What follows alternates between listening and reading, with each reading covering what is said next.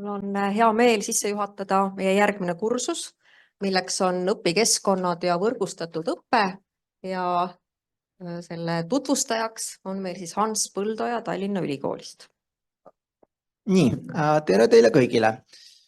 Mina räägin siis sellisest kursusest, mis on meil Tallinnas haridustehnoloogia magistriõppekava esimese semestri sissejuhatav kursus. Ja see kursus on toimunud nüüd juba 14 aastat ja mis eristab seda võib-olla tavapärastest e-kursustest on see, et see kursus toimub täiesti avatud õpikeskkonnas. Nii et meil on selle kursuse koduleheks selline WordPressi blogilehekülg, mis asub aadressil opikeskkonnad.ee ja siis kõigil õppijatel on ka oma personaalsed ajaveebid, kus nad õpitegevusi teevad. Ja läbi aastate on mul olnud siin ka mitmed kaasõppejõud, et alustasime koos Terje Väljatagaga ja siis on ka Maia Lust ja Linda-Helene Sillat mul abiks olnud. Selle kursuse ülesehitus on selline, et hetkel on see olnud 4 ainepunktine kursus, järgmisest sügisest on ta 6. Nii et meil on siis seal 6 kontaktpäeva, kus me üliõpilastega pooleks päevaks kohtume. Ja siis nende iseseisva töö toetamiseks kontaktpäevade vahepealsel ajal on individuaalsed blogimisülesanded ja siis rühmatöö, mille raames nad kujundavad ühe õpikeskkonna prototüübi. Nii, nüüd siin kursusel ma olen siis sellise staatilise osa välja toonud WordPressi veebilehtedena ja ühe näitena ma näitan siin õpijuhist. Et õpijuhise puhul ma olen siis üritanud sinna sisse kirjutada seda tüüpi info, mida õisis kursuse programmis on nagu keerulisem või ebamugavam esitada. Et näiteks mul on üliõpilastele kavandatud selline soovituslik töömahu jaotus, kuidas nad võiksid enda iseseisvat tööd nädalate kaupa läbi selle kursuse jaotada. Et siin on mul siis nädalad, teemad, kontakttundide kuupäevad, siis 4 tundi kontakttunniks nendel nädalatel arvestatud, siis kui palju oleks individuaalseks tööks mõistlik arvestada ja kui palju oleks rühmatööks kursuse teises pooles mõistlik arvestada. Ja siit on siis näha, et sõltuvalt nädalast on selline 6–10 tundi selle kursuse peale. Ilus oleks tegelikult jõuda selleni, et meil oleks õppekaval kõik kursused niimoodi ära kavandatud ja siis ei tekiks neid ülekoormatud nädalaid üliõpilaste jaoks. Ja mõned asjad veel, mis võib-olla tavapärases kursuse programmis puuduvad, on näiteks sellised teemad nagu kuidas privaatsust tagada õpikeskkonnas. Nii, nüüd õppijate personaalsed ajaveebid. Et me oleme sellist ajaveebipõhist lähenemist kasutanud juba alates 2010. aastast siin kursusel ja teistel enda kursustel isegi paar aastat varem, 2008 alustasime sellega. Ja selleks, et sellist ajaveebipõhist kursust oleks mugavam hallata, siis me oleme arendanud sellise tarkvara, mille nimi on EduFeeder. Ja see EduFeeder siis võimaldab kõigil õppijatel registreerida enda blogi aadressid sinna kursusele ja siis pakub mõned lihtsad vahendid, kuidas neid blogisid korraga jälgida saaks. Et näiteks siit ma saan kopeerida sellise blogide nimekirja ja siis selle põhjal paari klõpsuga on see kursuse külgribal. Et blogipõhises keskkonnas on selline tavapärane praktika, inglise keeles nimetatakse seda blogroll, et sa enda blogi külgribale paned need teised blogijad, keda sa jälgid.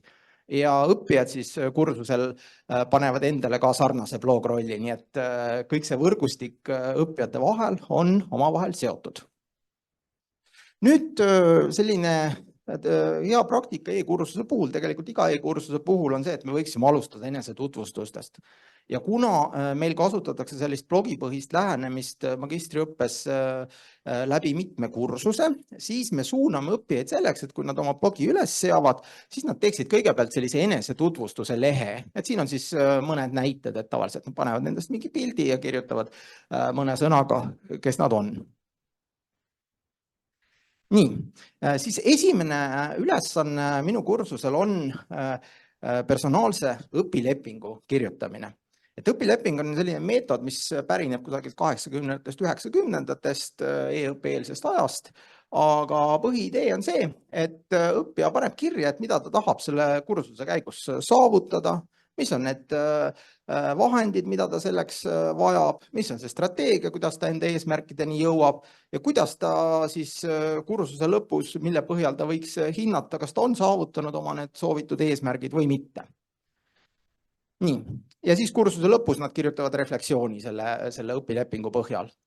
Et siin on nüüd mõned näited nendest õpilepingu blogipostitustest, mida õppijad siis kursuse alguses teevad. Mina omakorda siis teen nende õpilepingute põhjal sellise kokkuvõtte postituse, kus ma siis viitan üliõpilaste poolt põhjalikumalt läbimõeldud õpilepingutele ja ühtlasi ma olen teinud nüüd viimastel aastatel sellise sõnapilve, mis võtab kokku need huvid, mis teemad neid minu kursuse juures rohkem huvitavad. Ja aastate lõikes on tegelikult päris erinevad märksõnad esile tõusnud, et ei ole iga aasta üks ja sama ja see aitab mul ka natukene seda kursust kohe enda sihtrühma jaoks siis kohandada. Nii, nüüd ülesanded sellisel blogipõhisel kursusel. Et ülesanded jagunevad mul teoreetilisemateks ja praktilisemateks. See konkreetne kursus on natuke rohkem teooria poole kaldu. Teine kursus, mida me sama formaadiga õpetame, digitaalne õppevara, see on natuke rohkem praktika poole kaldu. Et siin on nüüd näide selle esimesest sisulisest ülesandest seal kursusel, milleks on siis haridustehnoloogia ajalooga tutvumine. Ja siis on neil valikus, seal oli vist 6 erinevat teadusartiklit, milles nad peaksid siis ühe valima, selle põhjal kokkuvõtte kirjutama ja siis teisel nädalal, mul kõik need ülesanded on sellisteks 2 nädalateks teemadeks jagatud, et neil on selle kokkuvõtte tegemise tähtaeg on siis selle nädalavahetusel lõpus, kus nad ei ole ülikoolis füüsiliselt ja siis teine nädal on kommentaarides arutelu pidamiseks. Nii et siin on ka selline lehekülg, kus mul on kõik ülesanded mugavalt lingitud õppijatele, et kui nad jäävad milleski maha, need tähtajad siin kursusel ei ole mitte ranged tähtajad, aga sellised soovituslikud, et millises tempos püsida. Ja ma ka soovitan seda, et kui sa mingit asja ei jõua nagu tähtajaks teha, siis jäta see ülesanne vahele või see teema, mine järgmise juurde, et sa oleksid nagu teistega samas ajas ja siis oleks kõik tempos. Nii, no siin on nüüd mõned näited nendest üliõpilaste postitustest, mis nad selle teema peal teevad ja mõnevõrra see toimib nagu sellise ümberpööratud klassiruumi põhimõttena, et tavapäraselt ümberpööratud klassiruum tähendab videote eelnevat läbivaatamist ja siis selle põhjal arutelu, aga mul ei ole seda ajaressurssi, et korralikke videosid ette teha, et siis pigem me tutvume nende teadusartiklitega, teeme need kokkuvõtted, arutame ja siis kohale tulles inimesed on juba natukene teemaga kursis. Nii, veel üks näide. Ja siis, nagu ma ütlesin, see suhtlus toimub kommentaaride kaudu. Sel aastal mul sellel konkreetsel kursusel toimis kommenteerimine päris hästi, et üks üliõpilane oli seal eriti positiivselt aktiivne, nii et ta tõmbas teised ka käima ja siin on ühes selles konkreetses teemas on näete 8 kommentaari üliõpilaste postitus all. Kõige rohkem, mida ma nägin, oli 11 sellel sügisesel kursusel. Nii, ja minu rolliks on siis iga selle teema järel teha selline väike kokkuvõte, kus ma siis viitan parematele postitustele üliõpilastel artiklite kaupa. Kui mõne artikli puhul on jäänud nagu nendest üliõpilaste postitustest välja toomata see, mis minu silmis oli kõige olulisem iva selle artikli puhul, siis ma toon selle ka enda siin kommentaaris välja ja samuti enda postituses välja. Ja samuti viitan sellistele huvitavatele leidudele ja täiendavatele materjalidele, mida üliõpilased enda postitustes viitasid. Ja aasta hiljem see toimib juba sellise hea ajaloolise kokkuvõttena, et me saame vaadata ka tagasi, et mis eelmine aasta selles teemas tehti. Ja selle põhjal ma ka natukene valin, et millised artiklid üliõpilasi näiteks vähem huvitasid, siis need lähevad sealt kursuse valikust välja, tulevad uued asjad asemele, nii edasi. Nii, nüüd, kuidas see ajaveebide jälgimine käib? Et selline kursus toimib nagu mõistlikult sellise mõõduka üliõpilaste arvu puhul, et minul on tüüpiliselt see üliõpilaste arv seal kusagil 30 lähedal. Kõige suurem blogipõhine kursus, mida ma olen katsetanud, on 70 lähedal, see ei toiminud. Et selline 340 on nagu see eskaleeritavuse piir sellistel kursustel, et hiljem sa ei jõua enam kõike seda jälgida. Selleks jälgimiseks blogide vahel on selline tehnoloogia, mille nimi on RSS. Ja see Edufiider tarkvara, mida me kasutame blogide registreerimiseks, see pakub kohe välja sellise ühe faili, siis, kus on kõikide nende blogide RSS aadressid koos ja siis on olemas erinevaid programme, kas siis veebirakendused või asjad, mida saad endale arvutisse või tahvelarvutisse paigaldada, mis võimaldavad automaatselt tõmmata kõikidest blogidest uusi postitusi. Siin asi, mida ma konkreetselt kasutasin eelmine sügis, on selline rakendus nagu NetVibes, kus siis ühel lehel kuvatakse kõiki uusi postitusi õppijate blogidest. Ma tegin selle ekraanipildi eile, nii et nüüd enam ta ei näita, muidu olid need blogid kõik täidetud ja teisel lehel kuvatakse kommentaare, mis sealt õppijate blogidest tulid. Et praegusel hetkel enda kevadisel kursusel ma kasutasin ühte teist vahendit, Protopage, mis on natuke parem, aga teeb põhimõtteliselt sama asja. Nii, nüüd kuna blogipostituste ja kommentaaride kirjutamine on selline natuke aega nõudev asi, sa pead ikkagi süvenema ja ilusti kirjutama, siis kiirsuhtluseks sellel aastal võtsime kasutusele sellise vahendi nagu Discord. Et see on noorte hulgas, kes arvutimängude ja kõige sihukesega tegelevad nagu päris populaarne. Meil magistriõppes sihtgrupp on küll pigem sellised 3-40 aastased, aga ka nemad on selle omaks võtnud. Ja siin on meil nüüd instituudi Discordi kanal ja siis on siin erinevad kursused, mis seda Discordi chati kasutavad ja siis on siin selle õpikeskkondade kursuse chat, kus siis õppijad saavad küsida selliseid kiiremaid küsimusi, ma saan vastata ja samuti ma kasutan seda nagu kontakttundide ajal, et see on mul taustal lahti, kui mul on kiirelt mingit linki vaja jagada, midagi sellist, siis seda siit on hästi mugav teha. Nii. Nüüd alates Covidist ma olen üritanud sellist hübriidõpet ka teha. Nii et tunnis mul on reaalselt on Zoomi ühendus, mul on kaamera üleval, mul on 4 mikrofoni, et üks on minu küljes, kui mul on keegi kaasõppejad, siis teine on tema küljes, 2 on üliõpilaste vahel ringi saatmiseks.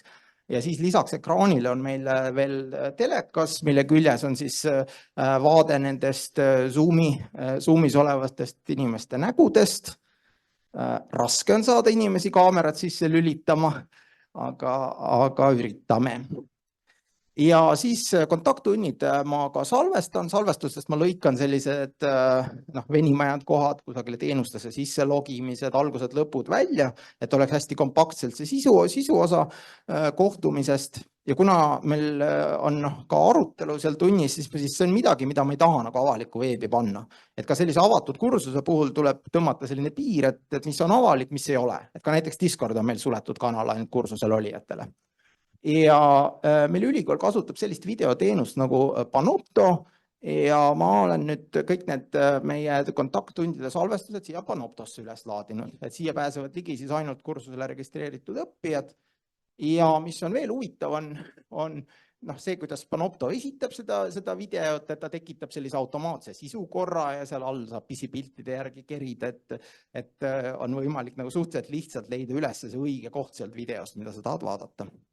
Siis Panopto pakub ka analüütikat, kui palju neid videosid vaadatakse. Aus kokkuvõte on, et ega need videod eriti kedagi ei huvita. Et see vaatamiste arv on siin nüüd terve semestri peale, et 9 erinevat õppijat on käinud seal vaatamas ja nende keskmiselt on siis, või kokku on üle 500 minuti neid vaadatud. Nii et väga palju ei ole, aga mul praegu kevadel jooksnud kursusel on need numbrid nüüd umbes 2 korda suuremad. Seal ma olen videote kvaliteeti natuke rohkem panustanud. Nii, siis veel, mida ma kasutan selle õpikeskkonna juures on lihtsalt Google Drive'i jagatud kaust, selleks, et jagada näiteks selliseid teadusartikleid, millele meie ülikooli raamatukogu kaudu ligipääs puudub. Ja samuti, kui on mingi koostöös toimetatavad dokumendid, näiteks mingi tabel, kuhu inimesed panevad nende rühmatöö teemad, rühma liikmed kirja, siis selle jaoks on Google Drive'i kaust mugav. Hindamine. Hindamisel ma olen kasutanud nüüd juba päris palju aastaid sellist lahendust nagu digitaalsed õpimärgid ehk inglise keeles open badges. See on selline tehnoloogia, mille puhul siis pildifaili sisse on kodeeritud info, et et kellele see on välja antud, millal see on välja antud, mille eest see on välja antud. Seda kasutatakse mujal maailmas päris palju mitteformaalses õppes, kõikvõimalikud muuseumid annavad seda välja, avatud veebikursustel antakse neid välja ja nii edasi. Ja kui tavapärane selline diplom või tunnistus on mingisuguse väga suure õppimistüki läbimise eest, siis õpimärgi idee vastupidi on see, et see antakse välja mingi suhteliselt väikese tükikese läbimise eest. Et ma olen enda kursustel katsetanud ka sellist lähenemist, et põhimõtteliselt võivad mu õpikeskkonnaga ja tegevustega liituda ka suvalised inimesed väljapoolt, nad ei pea olema meie magistrandid. Seda on mul juhtunud digiõppevara kursusel, mitte sellel konkreetsel kursusel, ja siis nende tunnustamiseks annamegi nende teemade eest õpimärke välja ja ma tean 2 inimest, kes on tänu sellisele avatud kursusele hiljem aasta pärast kandideerinud meile magistriõppesse. Nii. Nüüd antud kursusel näeb see õpimärkide komplekt siis välja selline, et kõigepealt õpimärgid on üldjuhul mul 3 tasemel, et on need hõbedased on tavalised õpimärgid, siis on mul kuldsed õpimärgid, mida ma annan välja siis, kui see töö on mingil põhjusel silmapaistev, ja siis on poolikud õpimärgid, mida ma pean ka vahel harva välja andma, siis kui asjad ei ole hästi. Nii, ja siis esimene siin tuleb õpilepingu eest, siis on siin mul sellel kursusel 4 kohustuslikku teemat, ühe teema sees õpihaldussüsteemid on ka valik teoreetilise praktilise ülesande vahel ja siis on 5 valikteemat, mida õppijad valivad sõltuvalt enda huvidest, 2 valivad 5. Siis on rühmatöö, mille nad õpikeskkonna kujundavad ja 2 viimast õpimärki on sellised valikulised, et on see lambipirniga on valgustaja õpimärk neile, kes kontakttunnis mingit huvitavat kursusega seotud teemat tutvustavad ja siis see kõige viimane õpimärk on neile, kes aktiivselt kommentaari aruteludes osalevad ja selle viimase õpimärgi saajad valivad üliõpilased ise kursuse lõpus. Õpimärkide väljaandmiseks kõige lihtsam vahend minu jaoks on Moodle, et kõik muu nagu on avalik, suhtlus siin kursusele värk, aga mul on lisaks ka Moodle'i kursus üleval ja seal on hästi mugavalt menüüst võimalik valida, et kellele sa selle õpimärgi välja saadad. Et kõik need õpimärgid on mul Moodle'is üleval. Ja õppijad siis, kui muidu meil traditsiooniliselt hindamine on midagi, mida me peame ju privaatseks, on ju, aga see on õppija valik, kas ta näitab oma neid õpimärke välja või mitte ja osadel on tava, et nad panevad oma õpimärgid siis enda blogi külgribale. Siin konkreetses näites on päris tubli üliõpilane, kellel on suhteliselt kuldsed õpimärgid tulnud. Nüüd, õpimärkidel on ka kaalud punktides, et antud kursuse puhul siis need tavalised õpimärgid annavad enamikes teemades 8 punkti, kuldsed annavad 12 ja poolikud 5. Ja siit skaalast on siis niimoodi seatud see, et kui sa kõik asjad tavaliselt teed ära, et siis sul tuleb selline hinne C ehk hea kokku. Ja kui sul seal on juba midagi kuldset, siis õnnestub B peale saada ja kui natuke rohkem kuldset, siis A peale ja kui midagi jääb natuke rohkem puudu, siis vastavalt madalamad hinded. Iga selle õpimärgi puhul see hindamine on mõnevõrra subjektiivne, sest ma ei ole ära defineerinud, mis on kuldse õpimärgi kriteeriumid, muidu nad hakkavad täpselt selle järgi tegema. Ma lihtsalt seal kursusel toon näiteid, et mida ma nagu hindan siis enda vaates kuldsena, aga alati on see mingi vau-efekt, mida esimene, kes niimoodi teeb, saavutab, järgmised enam ei saavuta selle sellist vau-efekti samamoodi tehes. Ja vaadates, kuidas need hinded lõppu kujunevad, siis 10 mõnevõrra subjektiivsest hindamisotsusest see lõpptulemus kokku kujuneb päris objektiivne. Nii, lõpetuseks, miks siis selline avatud kursus? Et mõned põhjused. Selline avatud õpikeskkond minu silmis sunnib õppijat rohkem pingutama, et nad teevad oma ülesanded ikka päris korralikult. Võrreldes sellega, mida ma näen sellisel suletud kursusel, kus ainus koht, kuhu seda ülesannet tehakse, on õppejõu jaoks. Ja tegelikult see sunnib muidugi õppejõudu ka rohkem pingutama, kui kogu maailm näeb, mida ja kuidas sa teed. Siis hästi oluline on see, et sellises keskkonnas õppija omab kontrolli oma personaalse õpikeskkonna üle. Et kui meil toimub ülikooli õpihaldussüsteemis see kursus, siis ühel hetkel üliõpilased lõpetavad, kaotavad oma kasutajakonto, mingil hetkel kolitakse näiteks Harno Moodle'ist üle ülikooli Moodle'isse ja kõik kursused ei tule kaasa. Aga sellisel kursuse puhul on magistriõppe lõpuks meie õppijatel blogi, kus neil on võib-olla kuni 100 postitust, see on väga abiks neile magistritöö tegemisel, kui nad on seal kõigile loetud allikatele ilusti viidanud. Ja ka andmekaitse mõttes, need andmed on nende kontrolli all, mitte ülikooli kontrolli all. Ja siis veel hästi oluline on see, et sellised avatud kursused loovad paremad võimalused õppejõudude vaheliseks koostööks. Et kui ma näen, kuidas teised õpetavad magistriõppes, siis meil on võimalik nagu paremat sisusust saavutada ainete vahel. Et paar kolleegi katsetavad veel sellist lähenemist. Ja kõige viimaseks tegelikult ülikooli roll on ju teenida ühiskonda ja sellises väikeses keele- ja kultuuriruumis nagu Eesti on hästi oluline, et me teeksime oma asju avatult ja jagaksime teistega, mida me teeme. Aitäh!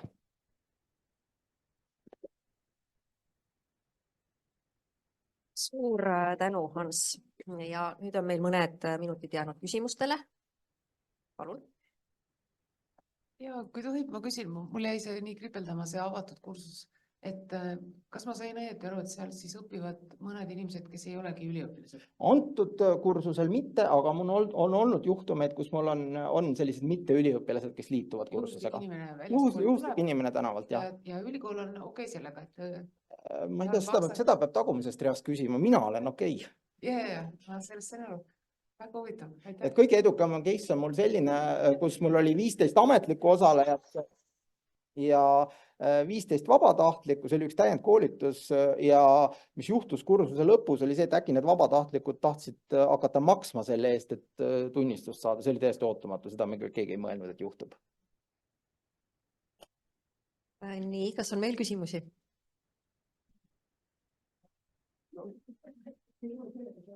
Helen ja siis Heli. Ja mina tahtsin küsida just ka selle avalikustamise kohta ja tänapäeval üha enam ju inimesed tegelikult on hakanud mõtlema sellele, kui avalikud nende andmed on. Ja minu küsimus on, et kas on ka juhtumeid olnud, kus üliõpilased ütlevad, et nad ei taha, et see oleks avalik, et nad ei taha avalikult neid asju näidata, sest lõppkokkuvõttes ülikoolis õppides neil on õigus jääda ka mitte avatuks. Ja kui selline asi on olnud, siis millega see lõpeb? Nii. Minul on siis selline blokk siin õpijuhises nagu privaatsus avatud õpikeskkonnas. Me lepime kokku kursuse alguses seda, et me kasutame nagu eesnimesid, et me perekonnanimesid ei kasuta, et eesnimed on meil, osad küll kirjutavad nagu oma täisnime alla asju, on blogi registreerinud juba eesnimi, perekonnanimi WordPress.com aadressiga. Ja lisaks ma pakun välja variandi, et saab enda postitused kaitsta parooliga, mis siis jagatakse ainult mulle või saab kasutada mingit varjunime, mõmmi või mis iganes. 14 aasta jooksul ei ole seda varjunime või parooli varianti keegi valinud. Küll aga näiteks on õppijad, kes siis, kui kursus läbi saab, kaitsevad enda postitused parooliga. Ja see on täiesti okei, selles mõttes, et nemad kontrollivadki oma andmeid sellise kursuse puhul. Heli, sul oli küsimus? Ei mäleta.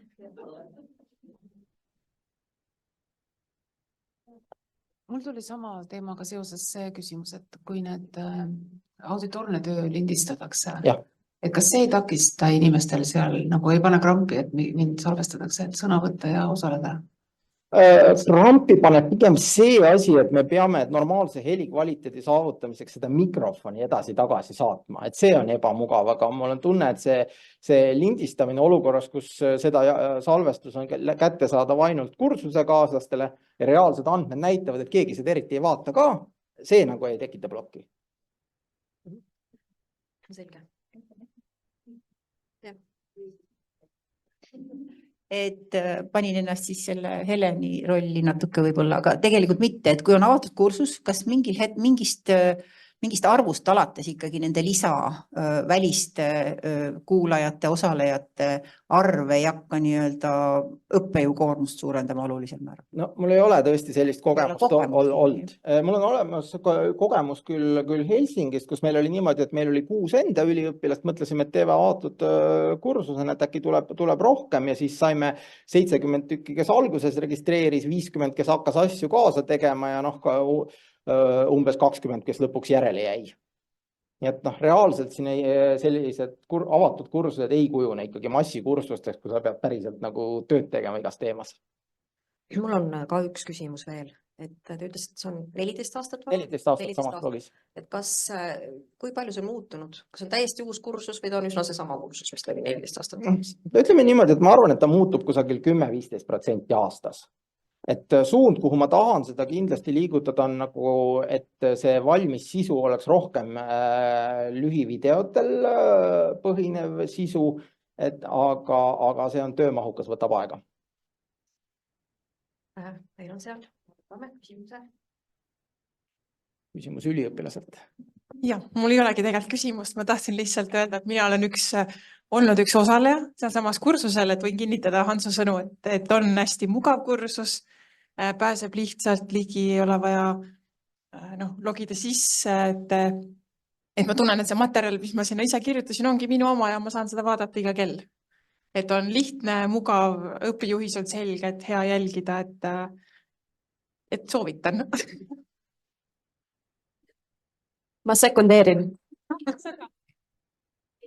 Siin on suurepärane fännklubi on sellel kursusel, mis on väga tore, aga veel teeme siis ilmane.